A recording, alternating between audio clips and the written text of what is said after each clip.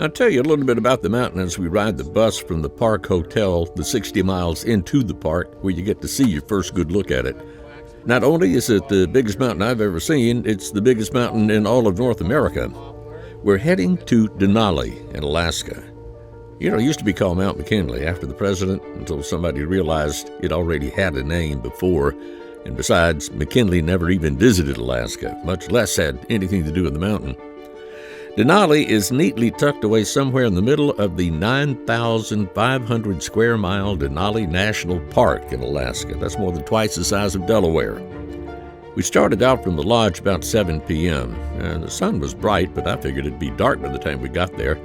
But I was thinking lower latitude day length, not where we were, this close to the Arctic Circle, land of the midnight sun, remember? Although it's a huge mountain, we didn't get to see it right away, but we got to see lots of scenery along the way. Sorry for the shaky video. Alaska roads don't fare well being frozen solid half the year and then being run over by tour buses the other half.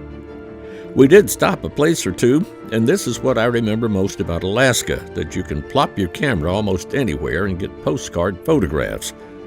Now that may be an exaggeration, but it's close enough to true that I'll go ahead and stick with it. One big worry we had, we were told that hardly anyone ever got to see more than about half of Denali because of the constant clouds. And Denali's 20,000 feet tall, that's tall enough to make its own weather. But we were on the bus anyway, might as well stick it out. We topped the rise, over which we could see Denali for the first time. And this was our first view. Cloudless, perfectly clear. This vantage point is still about 30 miles away from the base of the mountain. By the way, it's 10 p.m. and the sun was still up. The next day, as we headed south toward Anchorage, we discovered we could see the mountain for many miles down the road. It followed us, kind of like the full moon follows you when you're driving.